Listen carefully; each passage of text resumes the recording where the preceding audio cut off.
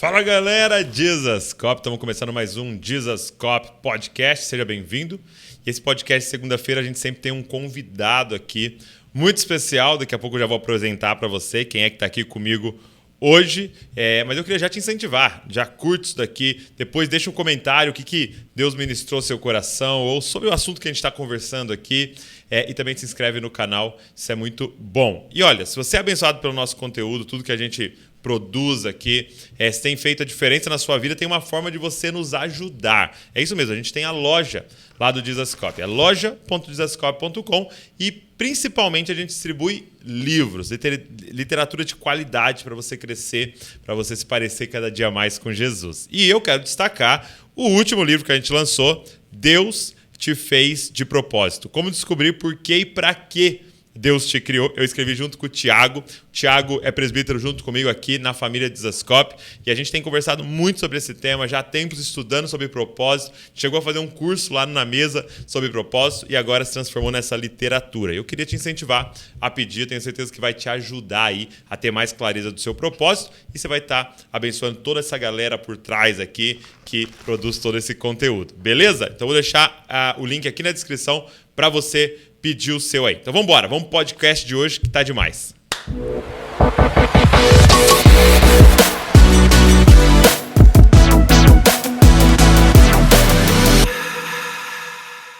Meu amigo Saulo Daniel, que honra.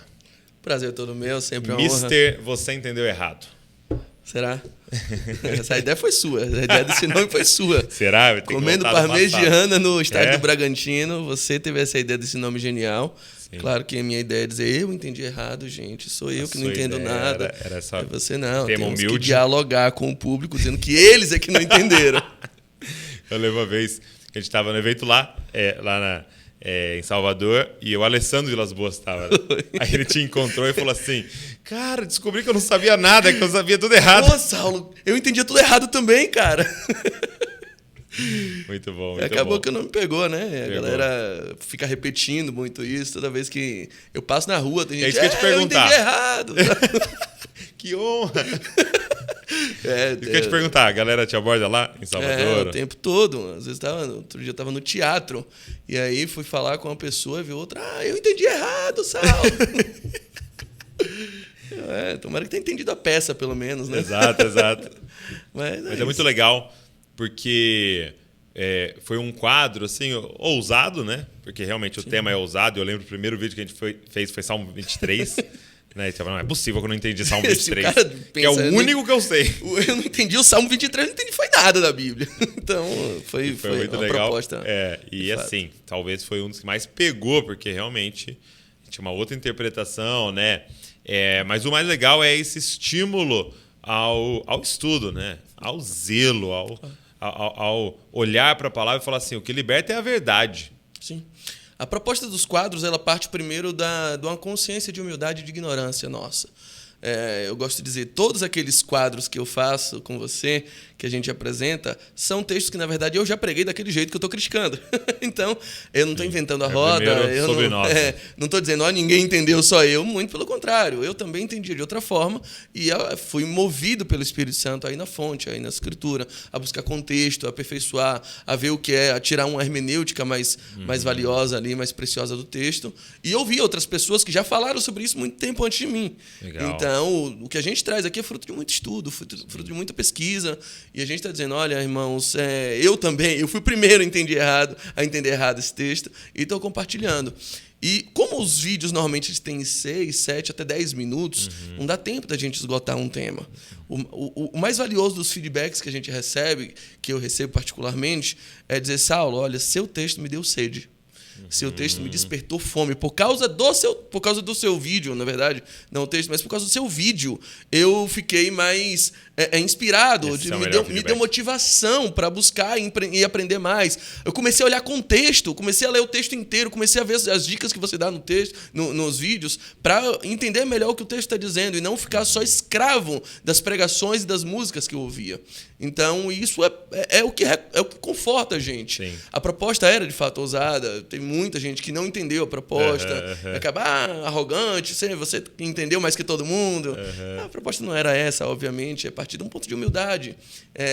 Falando uma proposta bem-humorada, também leve. Sim. Então, a ideia era fazer vídeos curtos que despertassem sede nas pessoas, dando chaves de entendimento para que eles cavem e possam buscar significados ainda mais profundos do que o que a gente apresenta. Sim, e eu acho que requer essa grande humildade da nossa parte de olhar e falar assim, eu posso ter entendido errado.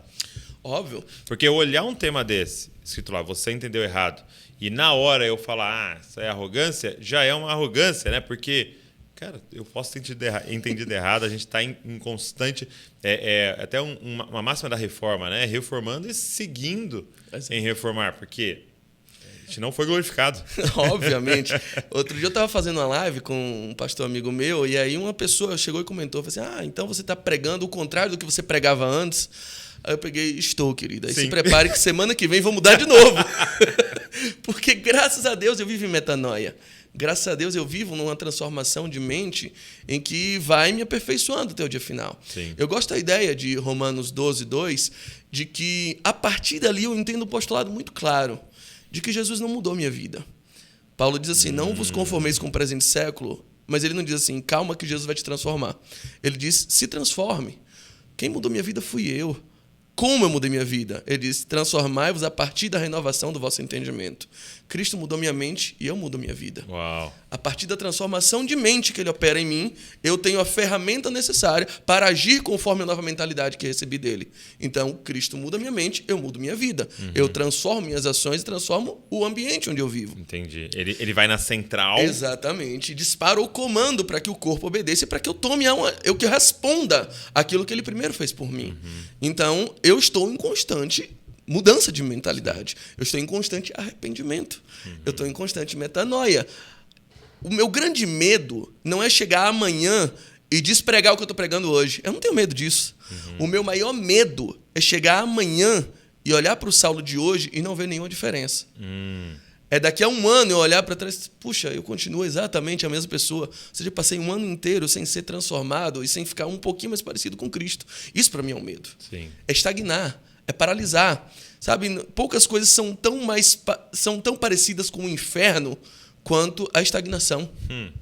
Quando Dante Alighieri, por exemplo, escreve sobre a Divina Comédia e descreve o que é o inferno, ele diz assim, abandonem todos os que passam por essas portas toda qualquer esperança. Quem entra por aqui deixa de esperar, deixa de pensar em coisas futuras. Eu não quero deixar de pensar no futuro, eu não quero deixar de esperar, porque Cristo em nós é a esperança da glória.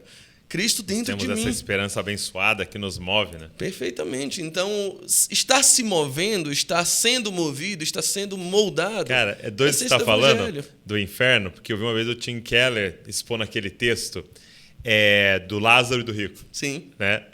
E ele disse o seguinte, que muitas vezes a gente imagina o rico lá no inferno e ele olhando para Lázaro lá no seio de Abraão e assim, poxa, que arrependimento, cara. Se eu pudesse, teria feito tudo diferente na minha vida. Ele falou, não, cara. O que não vai ter no inferno é arrependimento. Ele disse, no inferno as pessoas vão estar lá, naquele caos e achando que são certos. E totalmente convictos daquilo. E aí ele mostra no texto, algo que eu nunca tinha reparado, que ele continua tentando dar ordem para Lázaro. Ele continua como um rico, né, mandando e desmandando. No caos, ele continua estagnado igual, porque agora ele vai ser eternamente o que ele era. Né? E não há arrependimento, não há mudança, não há metanoia, não há, né, um progresso como a luz da aurora, cada vez mais parecido com Cristo. Então, isso é muito interessante. Quando acabar esse podcast, provavelmente eu vou ter me arrependido de ter feito ele, porque eu já vou ser outra pessoa, vou dizer, o Saulo de hoje faria diferente. Sim. Obviamente não dá para desfazer o que e não dá para viver movido por culpa, mas a gente caminha sabendo que eu amanhã serei alguém melhor do que sou hoje. É um postulado óbvio da minha vida, de que eu estou sempre... eu não tenho saudade de quem eu fui. Sabe? Eu nunca tenho saudade do Saulo que eu era antes. Não. Eu sou alguém hoje muito mais parecido com Cristo. Eu sou alguém hoje transformado nele. E ele está fazendo isso todos os dias. Então, sim, querida, eu estou pregando algo diferente do que eu preguei. E semana que vem devo mudar de novo. Qual é o único segredo, então? É a gente andar junto. Sim. Para que a semana que vem você me ouça de novo e eu te ouça também, eu aprenda contigo e você aprenda comigo. Não tem outra fórmula. O evangelho não abre mão desse constante diálogo, dessa constante transformação, porque muitas vezes você é o meio que Deus usa para me transformar. É o ferro que afia o ferro que está aqui. Então, sem isso, o evangelho ele se torna obsoleto, ele se torna inócuo, ele se torna inútil. Um evangelho que não transforma, que não faz você pensar amanhã diferente do que o que você pensava hoje, é um evangelho que não tem qualquer tipo de efeito prático. É uma fé sem obras. É uma fé morta. Então, eu não tenho nenhum problema em mudar de ideia. Eu não tenho nenhum problema em dizer eu errei. Eu não tenho nenhum problema em dizer eu estava errado. Então, a ideia do quadro, voltando ao início da conversa, foi exatamente essa. Quando eu apresentei a ideia, Douglas, pensei aqui de fazer um quadro assim. De texto, eu lembro que você falou de texto que eu tinha entendido errado. Pronto, o nome pode ser Eu Entendi Errado. A minha ideia inicial era essa. Mas ninguém ia ver. Ninguém ia ver, exatamente. A pessoa não ia clicar, vai, quem é Saulo? Entendeu errado? O problema é seu. Que burro. Dá 0 para ele. Mas a partir do momento que a gente, obviamente, traz a pessoa para o nosso contexto de mesa, senta aqui na mesa com a gente, vou te mostrar um negócio que você provavelmente entendeu errado, então aquilo, de fato, começa a dialogar e desperta mais interesse e curiosidade, que é o objetivo que a gente tinha, de outorgar, de presentear a igreja com um pouquinho que a gente sabe, com um pouquinho que a gente estudou, servi-los. Mas exatamente com o propósito de tirá-los do conformismo. O propósito não é ensinar tudo, não dá. É 6 minutos de vídeo, 10 minutos de vídeo. O propósito é dar sede. O propósito é fazer com que ele sinta, eu preciso ir atrás. Exatamente. E, inclusive, o Saulo está aqui. No nosso a gente gravou o primeiro podcast, mas ele te gravou online, então eu fiz questão que ele voltasse. E ele está aqui em Bragança porque a gente está gravando a nova temporada. Agora tá chique, cara. Nova temporada, você nova temporada. Entendeu? Em breve, Netflix. Te cuida, Netflix. Então, vai estar aí a nova temporada com mais vários episódios, várias coisas interessantes aí. Então, procura para assistir tudo que já passou e os novos que vão entrar aí no canal. Mas deixa eu te fazer uma pergunta, então, agora... nessa linha, né? Porque eu estava fazendo a exposição lá, né? Comentando Atos, né? E eu cheguei no texto dos bereanos, né? Então Paulo vai até essa cidade e tem lá os bereanos e tudo que ele falava eles conferiam, né? Nos textos sagrados. E aí Paulo fala que eles eram zelosos, né? Nobres. Os mais nobres. Boa. E aí, a minha pergunta é a seguinte. Como é que a gente pode ser esse tipo de bereanos no sentido de conferir na palavra, mas sem ter um tom de duvidar, de rebeldia? Porque muitas vezes eu vejo alguns falando assim, não, eu sou bereano. Mas, na verdade, há um tom de rebeldia constante, parece que é o do contra de tudo que está acontecendo, entendeu? Como é que é esse limite? Isso revela um pouco do nosso coração. Eu, historicamente, minha infância, minha adolescência inteira, eu fui um adolescente muito vaidoso, muito arrogante. É mesmo? Me julgava bereano, me julgava mais nobre. E a partir diz o ditado que elogio de boca própria é vitupério, é vergonha. Entendi. Sabe? Na minha concepção, eu era mais nobre. Então, se você fala eu sou bereano, já tá começando mal. Normalmente, o que diz eu sou bereano, ele não é tão bereano assim. Porque se fosse, veria como Jesus era humilde de coração e como ele era manso para com os homens. Então, falta muitas vezes mansidão. Não é pecado você obedecer mais a Deus do que aos homens. Pedro vai dizer isso. Então, quem determina, quem diagnostica a nobreza dos bereanos é Lucas olhando. Lucas descreve eles assim. Não são, olha, aqui, calma, que o pai está você está falando com o nobre. Os bereanos não fazem isso, muito pelo contrário. Eles ouvem a palavra com muita alegria, com muita graça, recebem bem, mas, obviamente, eles não ficam escravos de uma opinião, eles não ficam escravos de uma palavra vinda do apóstolo. Ele diz, tudo bem, apóstolo, olha, você é bênção sobre a minha vida. Paulo, olha, eu escutei tudo direitinho aqui. Faz muito sentido. Faz muito sentido, mas a autoridade principal é a Escritura. Deixa eu conferir aqui. É possível fazer isso com nobreza? A nobreza está justamente nisso. Na fidelidade a Deus, em obedecer mais a Deus do que os homens, mas em saber ser manso com os homens. Em saber ser humilde diante dos homens e dizer, peraí, acho que você está errado. Não é por aí, sabe? Então, eu tive muita dificuldade em enfrentar, em entender isso, em ser confrontado nisso. E você era aquele que confrontava diretamente? Várias sua vezes, liderança muitas vezes. Eu já falei no outro podcast, né? Eu fui criado na Igreja Cristã Maranata. Eu fui diácono de lá. Foi a igreja onde eu casei, onde eu nasci. A igreja tem umas características muito fechadas e tal, mas é uma igreja onde eu tenho muita eu falo dela sempre com muito carinho, muita gratidão. Eu vivi anos maravilhosos lá, tenho família, tenho amigos preciosos lá. Então, eu vivi dentro de um ambiente de muita seriedade. E nem todo mundo lá, eles trabalham muito com o ministério leigo. Então, os pastores, mais das vezes, não têm formação teológica, mas têm muita devoção. Eu sempre tive uma paixão pelo estudo, sempre estudei muito, sempre fui muito autodidata. Depois é que eu vim fazer o curso de teologia, pós-graduação, mas na época ainda não tinha nada disso. Mas eu sempre tive amor pelas escrituras, sempre tive muita devoção. E, obviamente, eu olhava para ele, no auge da ignorância dele, e dizia, o nobre aqui sou eu, tá, querido? Então, eu queria muito ensinar na base da truculência. E, obviamente, não há nobreza nenhuma nisso. A gente acha que amar a Bíblia e não amar te desincumbe de amar o próximo, sabe? Então, isso é algo que a gente tem que exterminar na igreja. Tem que ter a noção. Às vezes eu falo, pessoal, meu defeito é sou muito verdadeiro. Eu falo, não, seu defeito é que você é grossa, você é estúpida. Né? Existe diferença de ser verdadeiro e ser estúpido. Sim. Eu posso falar a verdade com amor, porque, sabe, amor sem verdade, ele é só sedução, mas verdade sem amor é crueldade. Então a gente precisa entender esse limite de humildade, de quando você está falando com alguém, você está falando com alguém da sua família, você está falando com um irmão seu, a quem você é responsável por dar amor, e a quem Paulo diz que você deve amor a ele. Então é preciso ter essa noção. Eu por exemplo, tinha muita dificuldade de ter amigos sempre comigo. Eu espantava muitos amigos, muita gente não queria ser minha amiga porque eu corrigia muitas pessoas. Você corrigia? Eu tinha, nosso Deus, ninguém fale tauba na minha frente, sabe? Entendi, até mesmo muito no português. Português, qualquer coisa, qualquer informação. Eu sempre tive o desejo de erradicar a ignorância. Entendi. Estava no meu coração desde sempre. Então eu era intolerante à ignorância. Então, eu era muito confrontador. O obreiro, um pastor, um diácono pregava alguma coisa que eu sabia que não estava de acordo com as Escrituras, eu não tinha graça alguma no exortar. Eu sempre ia no auge da minha arrogância, no auge da minha vaidade, falar com eles. Não é assim, olha, você errou aqui, irmão. Às vezes eu não descia nem do púlpito, eu já estava lá. Então, obviamente, era fruto da minha imensa imaturidade. Entendi. Então, eu vejo... E transvestido desse bereano, né? Óbvio, sempre com o manto, sempre com a aura do bereano.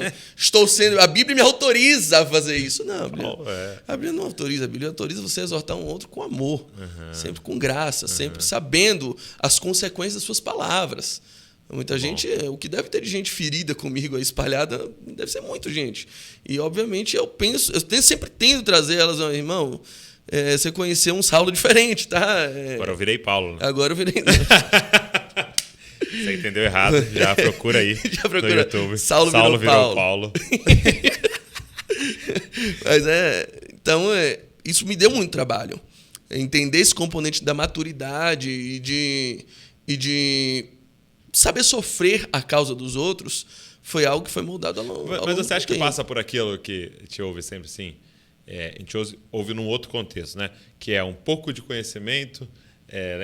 Gera usado muito na ciência. Né? Não, é usado até na ciência. Né? Um pouco de conhecimento afasta de Deus, mas muito conhecimento... Aí tô falando de ciência, né? Traz o cara para Deus. Né? Então o cara começou a estudar um pouquinho ali de ciência, ele quer virar ateu ali, e aí... O cara que entra mesmo e começa, ele acaba falando, tem um criador. Você acha que passa por isso ou na verdade, não é realmente um coração... Eu acho que não existe essa fórmula matemática.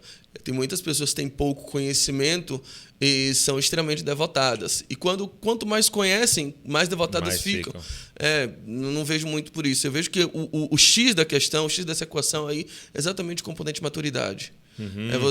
A maturidade vem acompanhada de humildade, né? Você ter a consciência de quem você é. Eu ia te perguntar isso. Teve algum momento que te virou Eu acho que 2 momentos uma específicos. Chave aí? Uma das coisas que me fez muito bem foi a advocacia. Quando eu me formei em Direito, eu Nossa, sempre... faz bem de alguma forma? Para Jesus faz, né? Ele é nosso advogado. Sempre essa. Olha né? isso, Sempre. olha que mistério. A carta na manga. Falou mal do advogado, Jesus. O meu truco aqui, ó. Por acaso, o Espírito Santo também é chamado de Paráclito, é a mesma expressão que ele traduz para advogado. Tá certo. Então, tem 2 advogados na Bíblia. Na Trindade já tem. Só na Trindade a gente está em maioria. Dá para fazer uma ordem dos advogados ali. Mas, quando eu me formei, no dia que eu recebi a carteirinha da ordem, o presidente da ordem lá na Bahia, na época, ele palestrou e ele disse uma frase que me impactou muito. Ele disse assim, que advogar é a arte de se apaixonar pela paixão alheia. É a arte de você se apaixonar por uma paixão que é dos outros. Então, isso mexeu muito com o meu coração. Eu fui para casa com a cabeça fritando. É mesmo? Com a ideia de que advogar é se importar com o problema dos outros. Você vai pegar um problema do outro para você. Exatamente. Né? E digo para ele, descanse que esse problema agora é meu. Meu Deus. Sabe? Fica tranquilo porque você já tem alguém que vai perder o sono pelo seu problema. Você já tem alguém que vai se importar com sua causa. Então, era isso que faltava muito em mim, era se importar. Era me importar com o problema dos outros. Entendi. Então, a advocacia me ensinou com base numa transformação de mente. Dizendo, eu agora sou alguém que tenho que me importar com os outros. Senão, nem dinheiro trago para casa, sabe? Senão, não vivo. Então, o Senhor usou isso muito para trabalhar no meu coração. Com a ideia de, a partir de agora, eu me importo. Então, eu me importo se minha palavra machucou, eu me importo se o meu ensinamento não foi bem absorvido, eu me importo se a pessoa está sofrendo, se alguém saiu de uma reunião passando bem, passando mal. No mês que eu me formei, eu tive um incidente bem engraçado na igreja. Eu fiz uma pregação e, quando eu terminei a pregação, uma pessoa na igreja levantou a mão e pediu oração. Eu fui até ela e ela disse assim, olha, hoje eu ia me matar. Eu saí de casa dizendo, hoje minha vida não faz mais sentido, eu decidi me matar. E eu decidi dar uma última chance a Deus. Ele usou essa expressão. E eu falei assim, eu vou num culto. E, a depender do que eu ouvir lá, eu vou me matar ou não. E aí, assim, o que você falou hoje mudou a minha mentalidade. Me fez mudar de ideia e eu não vou mais me matar. Uau.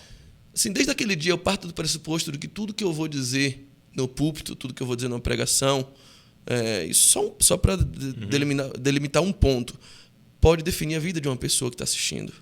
Pode ter alguém ali que pode ser o último dia dela já decretado e ela está dependendo do que vai ouvir na pregação para dar cabo da vida ou para decidir que vale a pena viver. Então, esse senso de responsabilidade sobre a causa de outras pessoas começou a me mover de uma forma global em tudo que eu fazia na vida. E a segunda coisa que realmente virou uma chave na minha cabeça foi paternidade.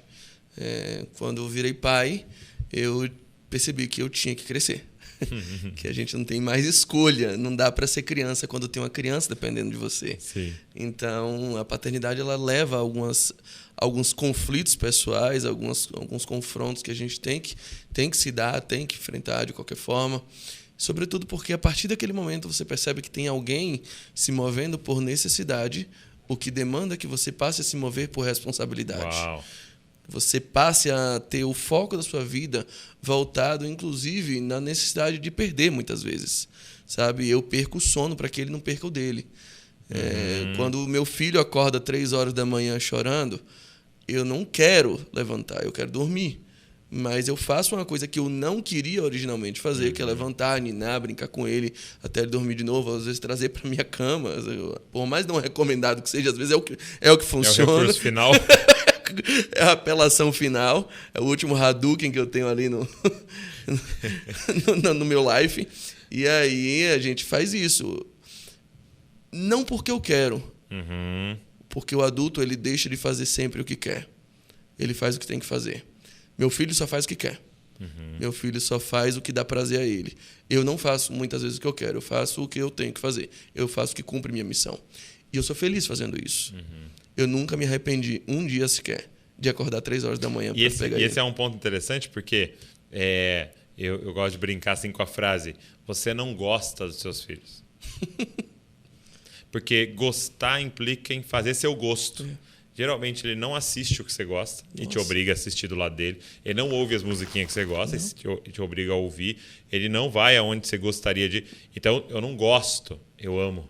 É diferente. É esse ponto, né? De tipo assim... E aí eu abro mão dos meus gostos por amor. Perfeitamente. Né? E aí é outro nível, né? E é o que você falou, é o nível de maturidade. A Val tava fazendo um curso que fala de maternidade e tal, né?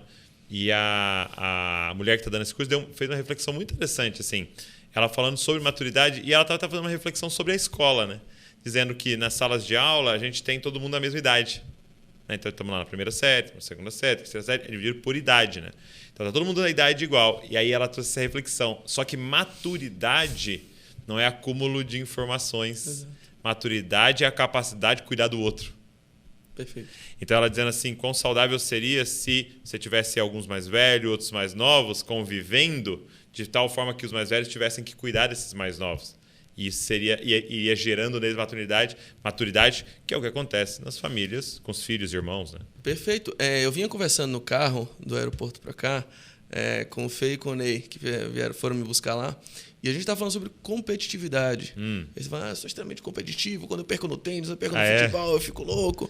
E eu lembrei que eu era realmente muito competitivo. Eu sempre fui muito competitivo. Uma das coisas que minha esposa me criticava muito. Saulo não sabe discutir, Saulo não sabe perder, aquela coisa. E eu acho que eu mudei muito isso. E uma das coisas que mudou foi a paternidade. Porque uma das coisas que a gente aprende quando vira pai é aprender a perder. Vai jogar FIFA com teu filho pela primeira vez. Você tem que perder para o menino... Para ter graça. Um estímulo, né? Exatamente. Você é muito melhor do que ele, então você começa a encontrar o prazer em perder. Uau. Você começa a encontrar... E só gente madura faz isso. Exato. Perder para ver o outro ganhar. Exatamente. Perder voluntariamente para ver o outro se desenvolvendo a partir das conquistas, a partir das vitórias. Então, eu não conseguia fazer isso num argumento teológico, num argumento cristão. Eu sempre queria ganhar as discussões. E aí a gente usa de todos os recursos que tem. Não, abre a caixa de ferramenta e tome verbo. Aquela verborragia, aquele recurso teológico. Eu falo uma palavra que eu sei que o outro não conhece para ele aprender a me respeitar e ver que o pai está on, sabe? Então, isso é coisa de gente imatura. Sim. Então, eu vejo muitas vezes a igreja ela com um nível de impacto muito pequeno e muito pouca relevância, porque parece uma coleção de meninos, Sim. de gente imatura, de gente que não se importa com o outro, não se importa com a repercussão que as palavras deles têm no mundo, não se importa que gente que não gosta do evangelho vai gostar cada vez menos, a depender do que você fale. No capítulo 15 de Lucas, você vai ver a história do filho pródigo e do filho mais velho. Em todo o tempo, a palavra, o texto usa para designar aqueles dois filhos a expressão ruios, para dizer um pai tinha dois ruios, dois filhos homens, dois filhos maduros. E esses dois, e aí tinha o ruios mais velho, o ruios mais novo. O tempo todo ele chama de ruios. Mas chega no final, em que o filho mais velho reclama com o pai por ele não ter dado o cabrito para ele comemorar com os amigos e ter matado o bezerro cevado para o seu irmão. Ele reclama porque ele perdeu parte dos bens. Ele vê, eu não sei perder, pai. Nessa hora, o pai olha para ele e chama assim, tecno. Filhinho. É a única vez na parábola que o pai vê um filho grande e tem que tratar ele como um pequeno, como um pirralho, um bebê chorão. Uau. Se você não sabe perder... A incapacidade de perder. A incapacidade de perder. Tudo que eu tenho é teu, mas você não pode usar porque você é um tecno. Uau. Você não passa de... Ele tá mesmo vai se comportando dizer, como servo. Ele mesmo vai dizer, todos esses anos eu tenho te servido como um doulos, como um escravo, como um servo, não como um filho, né? Ele enfatiza essa condição. E aí você vai lembrar do que Paulo fala em Gálatas capítulo 4. O filho pode ser dono de tudo, mas enquanto é um tecno, enquanto não atinge a maturidade, ele não difere em nada de um escravo. Então, Porque não pode pôr a mão na herança. Tem muita gente muito talentosa nas igrejas, gente autodidata, gente muito estudada, gente capaz. E eu tenho certeza que Deus já preparou coisas muito grandes, desde portas de concurso, desde casamentos, desde carreiras sólidas, desde ministérios pastorais, professorais na igreja, para impactar a igreja, mas ainda não podem tomar posse. Deus ainda não libera essas bênçãos porque não aprenderam a perder. Que mataria, né? Entendeu? Porque Deus, eu não posso te dar isso, porque senão eu te perco para isso. Sabe? Porque você ainda é um bebê chorão, você ainda age como um escravo, mesmo sendo filho. Você não pode usar esses bens que eu já tenho designado para você, porque você se recusa a crescer. Eu ainda tenho que te chamar de técnico. Então, eu acho que o componente da imaturidade é a pedra de toque, é o X da equação da questão do afastar, do aproximar de Deus. É a gente encontrar a nossa verdadeira identidade dele, de filho maduro. E, aliás, os pastores, nós, pastores, temos um papel decisivo nisso. Porque assim, você não precisa de um pastor para ser salvo. Você não precisa de um pastor para ir para o céu. Não. Você só precisa de um pastor para ser maduro. Entendi. Efésios capítulo 4, do 10 ao 13, vai dizer que a função de um pastor, Deus deu pastor para quê? Para que a gente cresça. Para que todos cheguem ao conhecimento, todos cheguem à unidade da fé, todos cheguem à estatura. Que você cresça em conhecimento, que você cresça em fé, que você cresça em estatura. O pastor serve para isso. Para fazer com que técnicos virem ruios. Você virar um Dizascope. Você fica cada vez mais parecido com o filho maduro de Deus. Exato. Eu estava falando dessa questão, né? Isso que eu comecei a perceber, além dos evangelhos e também observação nossa, né, da nossa vida, do nosso cotidiano, que muitas vezes a gente fala estar atrás da verdade, mas nós estamos atrás de estar certo, né? Porque é muito chocante você chegar ali nos evangelhos e você ver aqueles homens assistirem um paralítico levantar, assistirem um cego de nascença ver, assistirem um morto ressuscitar e não se dobrarem. E não falarem, peraí, para tudo, eu me submeto, me ensina, pelo amor de Deus. Não, e falar, não, continuo errado e eu continuo com o meu argumento, porque eu não quero a verdade. Eu quero estar certo. E o que a gente precisa para estar certo? É matar ele? Então vamos matar ele. Mas a gente não pode deixar de estar certo. E eu sinto o que está acontecendo na maioria das mesas de discussões que a gente está tendo. Eu nem te ouço. E, na verdade, quando eu ouço, eu já ouço anotando, tipo, como é que eu refuto? Como é que eu refuto? Como é que eu refuto? Enquanto você fala, eu estou pensando no que eu vou falar assim que você terminar. E não me edificando e pensando, cara, será que não é esse o caminho? Será que ele não está certo? Será que ele não viu algo que eu não vi? Né? E eu lembrei daquela parábola que Jesus conta, né? Quando ele se pergunta sobre João Batista tal, e sobre o ministério dele. E ele fala assim, olha, vocês parecem aquelas crianças na praça, né? Eu toco flauta, você não dança. Eu toco um canto fúnebre, você não lamenta. Você não chora. E aí eu vi de novo uma exposição do Tim Keller. Você repara que eu gosto muito de Tim Keller. E ele falando exatamente isso, de tipo, era comum as crianças estarem na praça, né, perto de comércio, né? O pai estava trabalhando, criançada. E ele falou, tinha duas coisas que eles viam quase que toda semana acontecendo na vila. Casamento e funeral. E sepultamento. Então você tinha o cântico, casamento, festa, dança, tal, ou você tinha o cântico do sepultamento e muito choro. E aí eles brincavam disso. Vamos brincar de festa? Aí eu vou tocar aqui e você dança. Aí a criançada, olhando para aquele que propôs, fala, não estou afim de dançar hoje, não. Aí aquele que propôs falava, não, então vamos brincar de funeral, né? Vou tocar aqui a música fúnebre e vocês choram. Não, hoje eu não estou afim de brincar disso também, não. E aí ele diz assim, não é que eu não estou afim de brincar de funeral ou brincar de festa, é que eu não estou afim de fazer o que você quer. O que você falar, eu vou estar do contra. Porque não é uma questão de quem está certo, é uma questão de poder. Então, para aqueles homens falar, Jesus, você está certo, era submeter. Era abrir mão. Né? E, cara, é o que está acontecendo entre nós. E na maioria das esferas, na teológica, na filosófica, na política, não há um diálogo. Há polarizações. Há polarizações de opiniões e uma querendo sobrepor a outra. Falando de interpretação bíblica, isso remete a um problema gravíssimo aqui no Brasil, que é a realidade que eu conheço. Não sei como é a teologia fora do Brasil, mas aqui no Brasil eu observo um fenômeno muito, muito crítico, que é o seguinte, normalmente a gente aprende, e normalmente aprende pela internet, com Wikipedia, com pregadores e tal. Tem muitos bons, mas às vezes falta filtro para isso, né? Mas a gente aprende primeiro teologia sistemática para depois aprender teologia bíblica. O que eu quero dizer? Explica para a galera a diferença das duas. A teologia sistemática ocupa em criar sistemas e definições acerca das verdades bíblicas. Por exemplo, quando eu falo de soteriologia.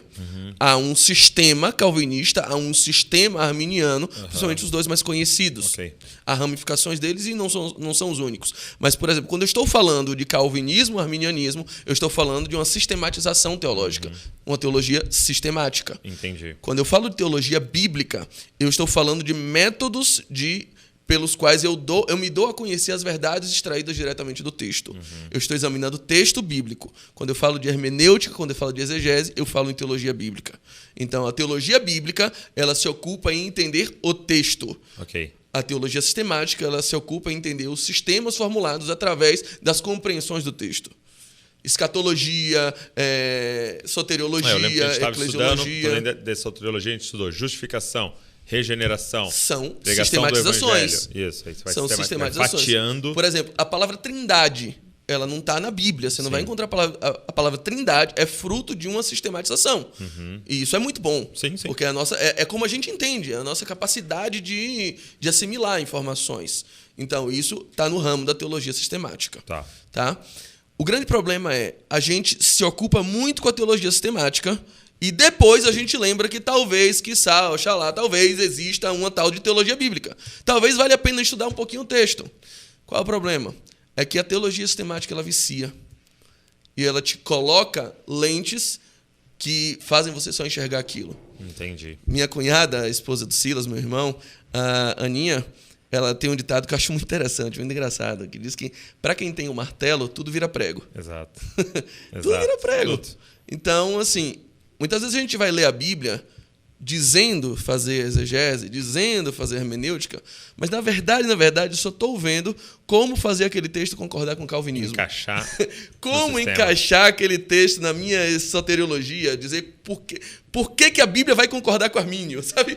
Onde é que eu vou encaixar o livre-arbítrio aqui? Como é que eu vou fazer esse texto gritar predestinação?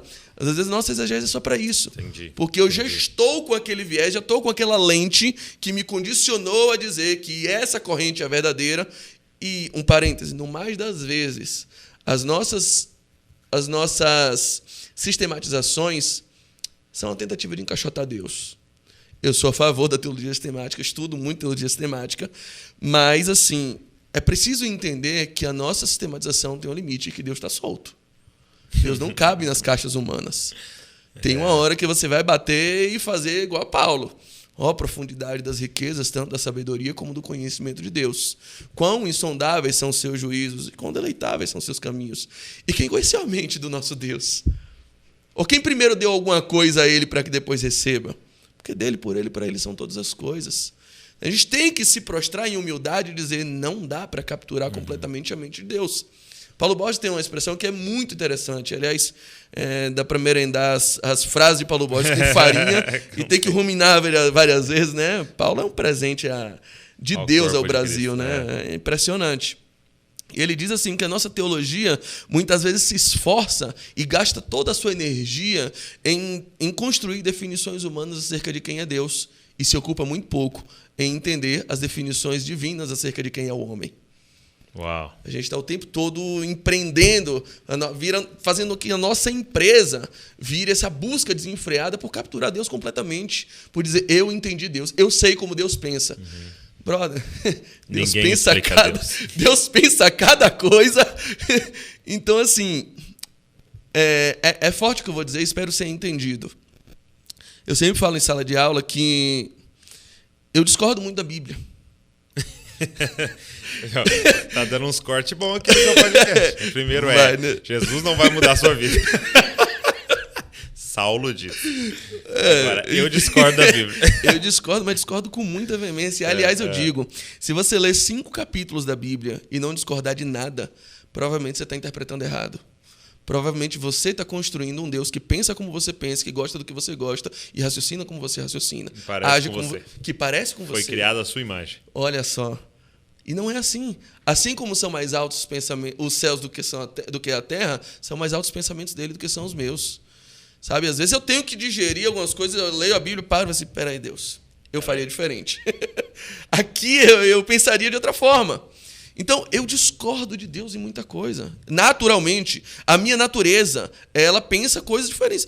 Douglas, é muito comum eu ter ideias que eu julgo que são as melhores que as de Deus. Volta e meia eu tenho uma ideia melhor que a dele. Acontece muito comigo. A fé não está em se prostrar àquilo com o que você já concorda. A fé está em se submeter, ainda que você pense diferente. Muitas vezes eu penso diferente de Deus. Deus, eu seria tão mais rentável, um murro na cara daquele cidadão, mas você mandou perdoar. Não concordo muito, mas vamos lá, sabe? Às vezes a minha natureza clama pelo soco, clama pela resposta, pela vingança. Mas a dele diz outra coisa. E aí, o que eu faço? Na minha maturidade, eu rebaixo, eu sopito, eu arrefeço a minha e elevo a dele. Ele cresce e eu diminuo. Seja feita a vontade dele. A minha não era essa. Eu não estou dizendo que eu quero fazer. Às vezes eu não quero. Então, às vezes, eu leio o texto na Bíblia. Cara, sendo muito tranquilo, em Juízes. Lê o livro de Juízes. Douglas, por muito tempo eu tentei dar ajudas a Deus para interpretar o texto. Não era isso que ele quis Exatamente. Dizer. Olha, Jefté não matou a filha, não. Mandou ela para um convento, que só vai existir na Idade Média, mas aqui a gente coloca um convento para ela atuar também. Um serviço no templo, que não tinha para mulheres naquela época, mas o serviço que tinha de mulheres normalmente era as portas do templo, como você vai ver lá no episódio dos filhos de Eli, que eram coices no altar, e as mulheres ficavam lá como serviço de prostituição. Eu não posso crer que é esse serviço que ele está colocando. A palavra que ele vai dizer, eu vou oferecer em olá. Olá é holocausto. A palavra olá quer dizer aquilo que é reduzido a cinzas. Então, assim, Jefté matou a filha. Para Deus. Então, assim, que impressões esse texto vai me trazer? Quando eu parei de tentar ajudar Deus para ver se a moral dele não fica tão abalada nesse texto e dizer, ó Deus, isso aqui, na verdade, vou te dar uma ajudinha aqui. E reconheci, não. Aconteceu isso, e Deus permitiu. O que eu vou fazer? Aí eu vou estudar as questões disso. Não que Deus tenha pedido isso a ele, mas está registrado na Bíblia. E a Bíblia é a palavra de Deus. Eu tenho que aceitar. O Salmo 137, que termina dizendo, bem-aventurado aquele que pegar os seus filhos e bater com a cabeça numa pedra. E está registrado na Bíblia. Então, assim, eu não faria. Minha Bíblia não teria isso, sabe? Se a Bíblia por Saulo, teria só partes boas. Bem-aventurado aquele que te deu uma camisa do Bahia. Uma coisa assim, entendeu? Uma coisa mais bela, mas que tenha dois títulos nacionais, né? Com valor. Eu faria diferente. A humildade, a maturidade. E digo mais, a fé está em reconhecer que ele sabe o que eu não sei, ele pode o que eu não posso. E ainda que eu não entenda, eu me prostrarei, me submeterei a ele. E seja ele verdadeiro e eu mentiroso, ainda que eu ache que eu estou certo. Então, entender esse raciocínio de humildade perante Deus nos torna humildes perante os homens. Sim. Nos educa a, diante de um cara como você, dizer, Doug, você sabe uma coisa que eu não sei, me fale aí. Sabe, essa troca. Porque se eu não consigo ser humilde nem diante de Deus, e eu forço Deus a concordar com aquilo que eu já venho predeterminado a achar, eu espanco a Bíblia até ela confessar aquilo que eu quero que ela diga, parecendo uma delegacia de tortura, sabe? Se eu faço isso, como é que eu vou ser humilde diante de um pastor? Que, às vezes, na ignorância mesmo, pregou uma mensagem que não está dentro da nossa exegese.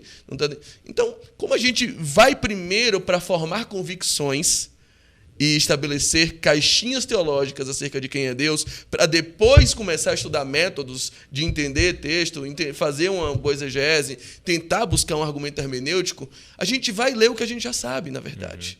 Eu já sei o que a Bíblia diz. Às vezes eu vou pregar, eu já sei o que eu vou pregar, vou só achar um texto que valide o que eu vou pregar. Entendeu? Um amigo falou isso para mim. Falou, cara, tem uma ideia? Ainda vou achar um texto. Ele tava zoando. Não, mas isso é uma verdade muito escancarada nas igrejas. Muito. A gente sabe disso. Ou às vezes foi num congresso lá de psicologia, ou de uma PNL, de um coach, e fala uma coisa interessantíssima. E falou, cara, isso dá uma mensagem. Pra encaixar, Quem nunca pensou isso, né? Sim, que é pastor e nunca tão seguro a pregação expositiva, né? De você pegar o texto e falar o que o texto está dizendo. E com honestidade. Pregue com honestidade, sabe? Não queira dizer aqui Paulo estava se inspirando em Calvino. Sabe? Paulo se inspirou aqui em Armínio. Tá? Não, cara. Não. Quem veio primeiro aí? É uma questão de ovo e galinha, cara. A gente não tem essa humildade de saber que a Bíblia vai discordar de você.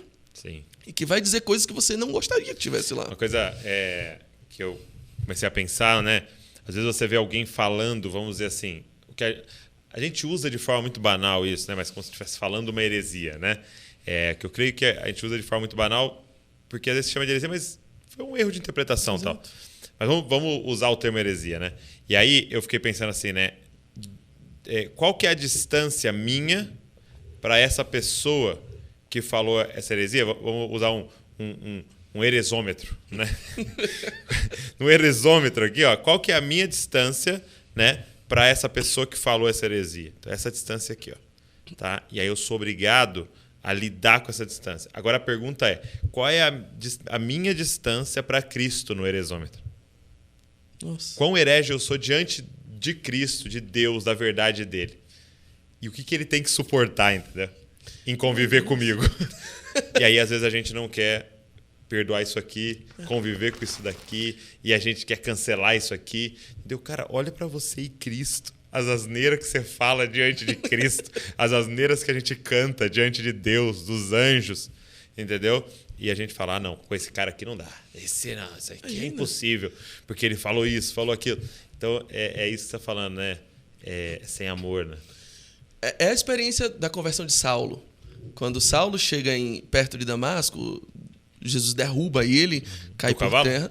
Não sei se tinha um cavalo, pode ser um camelo. Certamente não foi de um Uber. Eu acho que não. O Uber não costuma parar em Damasco, né? Mas Paulo caiu por terra. O texto não diz se tinha cavalo ou não, mas é possível que tivesse. E ele ouve Jesus dizer, Saulo, Saulo, por que me persegues? A ideia do nome Saulo é uma tradução que o nome, a tradução pode ser a palavra desejado, ou alcançado, mas assim, Jesus está enfatizando aquele nome. Tipo assim, eu te desejo. E ele vai chamar Ananias. Ele diz, Ananias, vai lá na rua direita, na casa de um homem chamado Judas, tem um homem de Tarso chamado Saulo. E eu quero que você vá lá orar por ele e diga para ele o quanto ele vai padecer pelo meu nome. Aí Ananias diz, não vou não. Manda o Pedro, manda qualquer outro. Esse homem tem autorização para matar quem for aqui. O que ele está dizendo para Jesus? Jesus, eu não desejo esse homem. Uau. Eu não desejo ele. E enquanto isso, Jesus está dizendo, vai, porque ele é para mim um vaso escolhido. Jesus está dizendo que ele deseja a gente que a gente não deseja. Jesus salva a gente que eu não salvaria. Jesus abraça a gente que eu não daria nem carona. Sabe? Jesus tem dessas.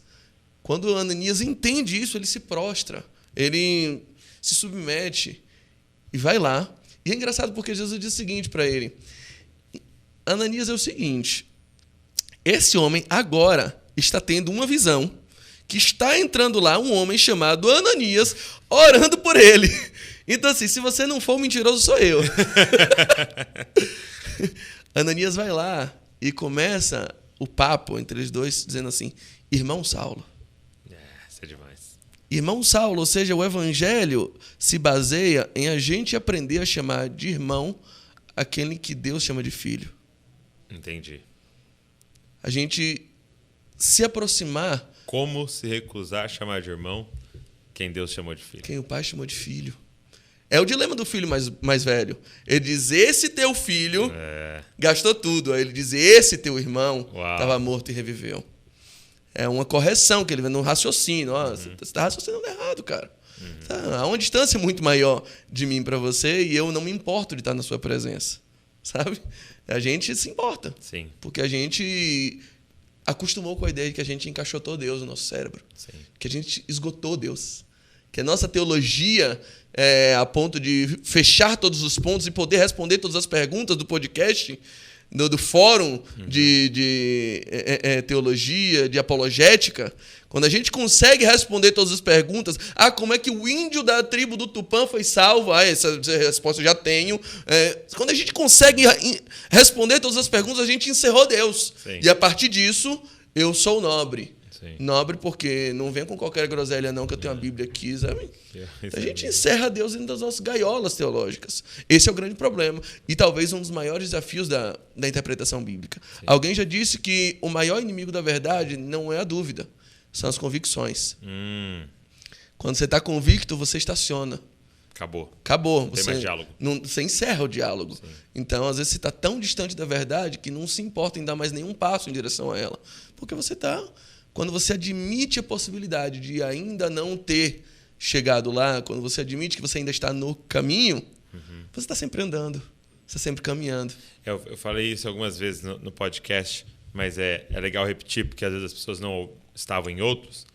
Mas quando você pede sabedoria para Deus, que é uma coisa que Deus incentiva você a fazer. E dá liberalmente, né? Liberalmente, a pessoa pensa, vou pedir sabedoria para Deus e ele vai me dar conhecimento. Não. Quando você pede sabedoria para Deus, ele te dá uma convicção de que você não sabe. Não. O que é ser sábio? É sentar nessa mesa e falar, cara, tô aqui disposto a aprender. Sabedoria, então, não é um tanto de conhecimento que você tem, mas uma postura que você aborda as coisas. Porque quando você olha para o livro do sábio, um dos temas que mais aparece é peça conselho. Perfeito. Isso é sabedoria? Perfeito. Isso é sabedoria. É uma postura, né? É. De falar, o que você pensa, o que você acha, o que você faria. Me dá na multidão de conselhos. Se você olhar esse livro sabedoria. dos sábios, o Provérbios, ele vai colocar o capítulo 8 como uma ode à sabedoria. E vai dizer que a sabedoria, ela está nas ruas, ela está nos becos. Gritando, ou seja, acessível. Se você olhar o verso 7, ou o capítulo 7, ele vai falar da mulher oferecida, da mulher que você tem que desviar os olhos. E essa mulher, dentro da linguagem poética, dentro da simbologia ali, é como se fosse a contraposição da sabedoria. A tolice, a burrice. E ele vai dizer que essa mulher também está nas ruas se oferecendo. Uau! A burrice está tão acessível quanto a sabedoria, sabe? As duas estão na rua. Estão na rua. É preciso você saber onde procurar, é preciso você ir com os olhos corretos. E escolher, né? Escolher. Sabedoria também é uma escolha. Salomão podia escolher qualquer coisa. Ele disse, espere o que você quiser. Eu quero sabedoria. Então, é uma escolha. É um processo de eu decido ser sábio. Eu decido. E isso passa, obviamente, pela humildade. Passa, obviamente, pela maturidade de dizer, eu não encerrei Deus. E no caso dele ali, eu não tenho capacidade de governar o teu povo. Não tenho, exatamente. A partir do eu não posso. Sim. A sabedoria, ela começa com eu não posso. É você saber das suas limitações, você se conhecer. Não tem nenhum problema, por exemplo, você admitir o que você pode. Sabe? Tudo começa com o que você pode. Quando Moisés pergunta como é que eu vou usar, Deus pergunta como é que eu vou ser usado por ti para libertar o povo. Deus pergunta o que é que você tem na mão. Você tem um cajado. Esse cajado mesmo que a gente vai usar. Então, Deus trabalha muito com aquilo que a gente tem na mão. Isso meio quebra aquela ideia de que Deus não escolhe capacitados, mas capacita os escolhidos. Não gosto muito dessa ideia porque ela biblicamente não sustenta. Sim. Na parábola dos talentos, ele distribui os talentos conforme suas capacidades. Sim. Ele começa a trabalhar com base naquilo que você tem na mão. O que é que você tem na mão? Você tem uma eloquência? Vamos trabalhar nessa eloquência. Deus, por exemplo, trabalhou em mim através de um desejo que eu tinha, que era o desejo de acabar com ignorância. Ele, obviamente, me maturou, está me maturando, obviamente, vai construindo, mas eu sei o quanto eu já pude ajudar pessoas a partir desse desejo meu, mas modulado e talhado dentro de uma esfera de amor, dentro de uma esfera de maturidade, dentro de uma esfera de alteridade, de se importar com a paixão, com as limitações, com o desejo do outro, de saber o que eu falo e até que ponto a minha fala é acessível a quem está me ouvindo. Sim. Então, essa preocupação é uma preocupação de gente madura. Muito bom. Até entrando nesse assunto dessa missão que você abraçou, né? Você começou um grupo, né? Uma comunidade ali de pessoas que queriam aprender a interpretar as escrituras, né? Você também participou aqui do Na Mesa, inclusive tem o curso do Na Mesa, né? De interpretação bíblica, incrível o curso, depois eu posso até no final a gente falar mais sobre ele. Mas eu queria que, a partir dessa experiência que você está tendo de caminhar com uma galera nessa jornada de aprender, de crescer na interpretação bíblica, quais seriam dicas assim iniciais que você daria para a galera que está nos ouvindo e que quer ser mais zeloso, quer realmente compreender uma teologia bíblica, quer começar a ler a Bíblia e interpretá-la e aplicá-la na sua vida e ver mudanças acontecendo? Por onde começa assim? Bem, obviamente, você começa por leitura. E sobre a leitura precisa a gente falar algumas coisas que são muito importantes, porque a gente acostumou a ler a Bíblia para bater meta. Okay. A gente acostumou a ler a Bíblia para dizer que fez o ano bíblico. Em 3 meses, em 21 dias, em 7 dias. Vamos ler a Bíblia inteira em 3 horas, sabe? Quem conseguir mais, parece que ganha mais uma pedra na coroa. Enfim, Não sei para que quer tanta pedra na coroa, se depois eu vou pegar minha coroa e depositar no altar dele, né? Mas enfim, a gente Mas eu vou depositar a maior. Exatamente. Eu sou mais top. Eu vou depositar a coroa da viúva pobre. Mas enfim, eu sou o melhor porque depositei a menor, tá vendo? Olha aí, já achou um outro jeito de ser melhor. Ser mais humilde. Usei o sistema contra o próprio sistema. Todos os anjos bugaram agora. Encontrei um erro na Matrix do céu. Então a gente tem esse frenesi de parece que quer superar nossas marcas pessoais. A Bíblia não se presta a isso. Quando a gente lê a Bíblia dessa forma, é a mesma coisa a gente almoçar em 5 minutos porque precisa ir trabalhar. A gente faz na pressa e a pressa é inimiga da deglutição. Você não consegue saborear, você não encontra o gosto exato daquilo. Então, muita gente está lendo sem entender, porque está lendo pelas motivações erradas. Então, primeira coisa, leia a Bíblia sem pressa. Leia a Bíblia. Eu, há muito tempo, já não faço ano bíblico. Já não faço leitura... leia a Bíblia de Gênesis e Apocalipse. Há muito tempo já não faço isso. Eu acho legal falar para a galera que está nos ouvindo que é muito importante num certo momento da sua caminhada. Óbvio. Eu acho que todo mundo tem que ter essa experiência de ler a Bíblia inteira, passar por todos os pelo textos, menos mais de uma versão. De forma sistemática, assim, no sentido de sequencial, né? Exatamente. Eu acho que é muito legal. Mas você falou, é o que você está dizendo. Que nem eu mesmo esse ano também não fiz, porque quis me aprofundar mais em certos textos.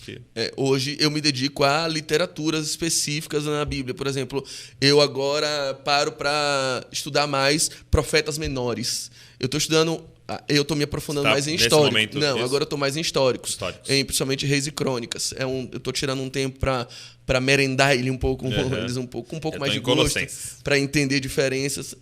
Então eu troquei a piscina olímpica pela piscina de saltos ornamentais. Entendi. Eu não faço mais esses nados extensivos agora. E estou mergulhando profundamente em um tema específico. Então, hoje é a forma como eu lido. Eu estou me detendo sem pressa num texto, sem desejo de acabar. Eu passo horas estudando um capítulo só. Eu fico lendo dias naquele capítulo, vendo, e aí pego 3, 4, 5 versões diferentes, traduções diferentes, vou para o léxico, uma correspondência no idioma original, vejo um comentário bíblico sobre isso. Então, esse, para mim, tem sido um modelo pelo qual eu consigo absorver o que há de melhor de cada texto. Eu não estou mais me importando em minhas metas, eu não divulgo mais, eu não posto, eu não faço stories. Hoje eu li 5... Sabe, essas coisas perderam sentido para mim. O mundo não precisa dessa satisfação minha, sabe? Não tem pessoas em Taiwan agora esperando para saber qual versículo eu li hoje. Não tem. E se tiverem, desculpa, Taiwan, vai ficar para a próxima. Tá? Isso é muito entre mim e Deus. E eu dou meus mergulhos. Então, eu acho que a primeira grande chave de sabedoria passa por ler a Bíblia sem pressa. Passa por ler a Bíblia degustando. Exatamente. Uma segunda chave vai no sentido de tentar estabelecer um método. Eu, por exemplo, sempre leio com um método específico. Eu parto de exegese, depois faço exegese, depois hermenêutica, depois aplicação. Na exegese, eu primeiro leio o texto. Exegese com S, com S, e exegese com X. A exegese é eu entrando no texto com minhas impressões. É eu dizendo ao texto o que eu acho dele.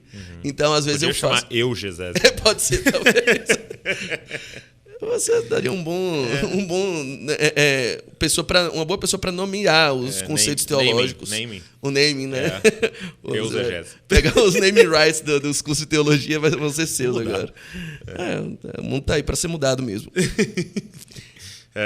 E aí, primeiro... Então você se coloca no texto.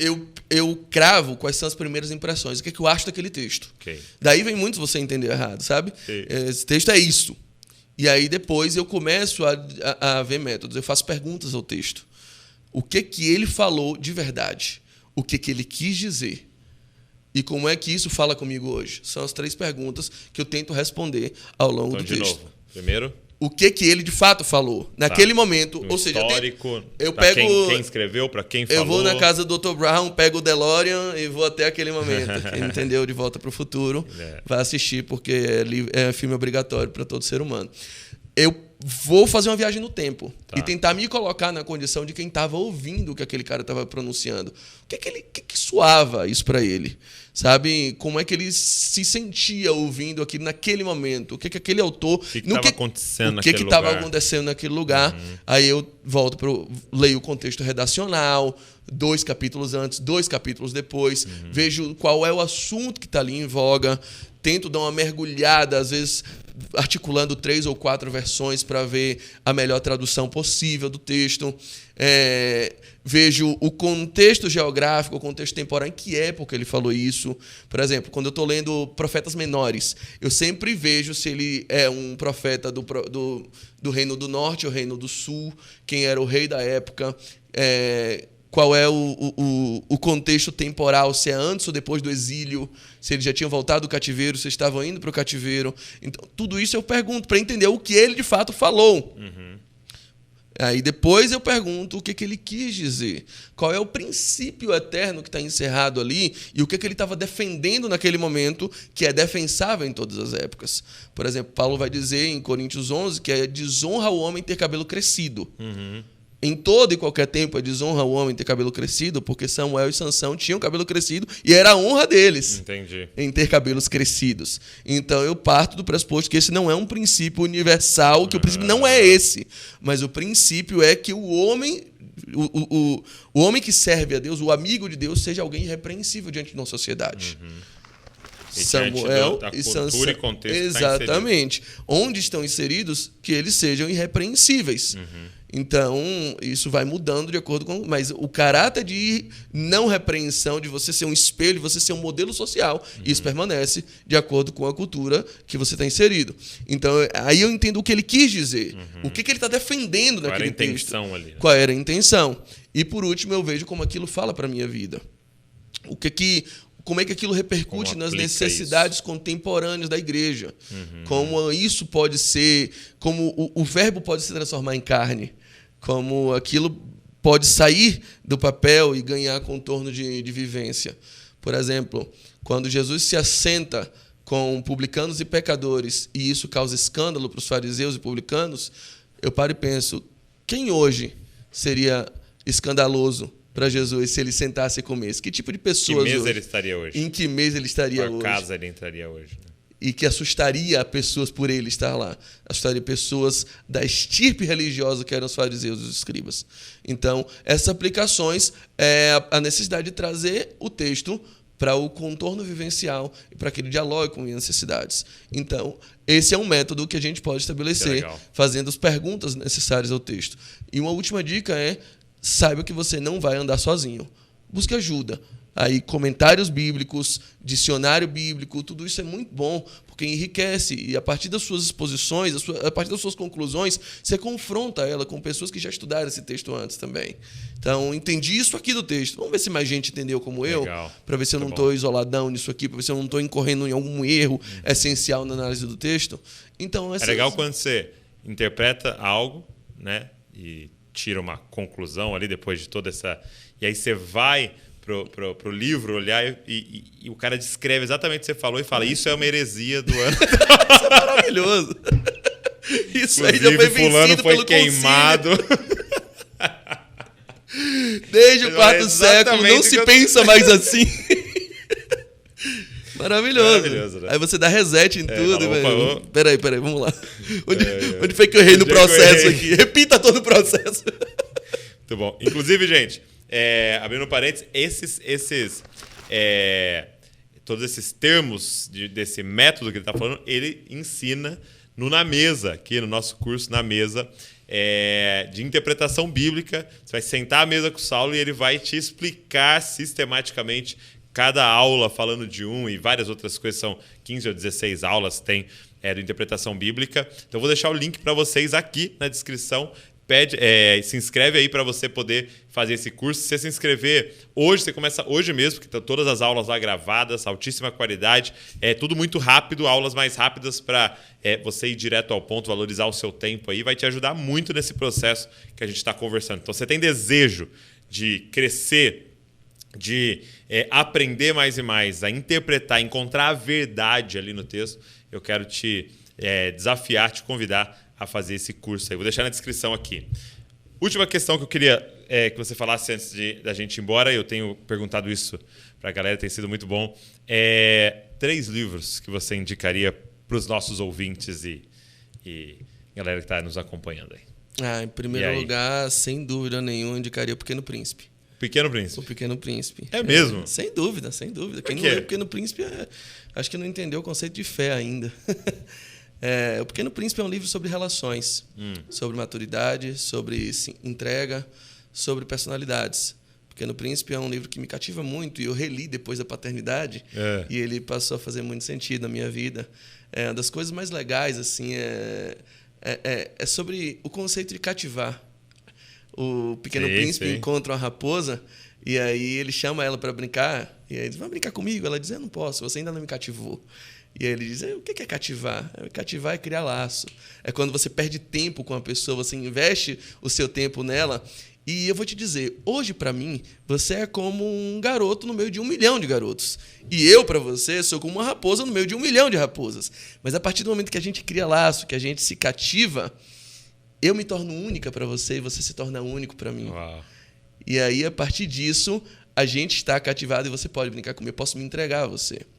Então, esses conceitos que o Pequeno Príncipe... Mas você torna responsável por aquilo que você cativa. Eternamente responsável por aquilo que cativas.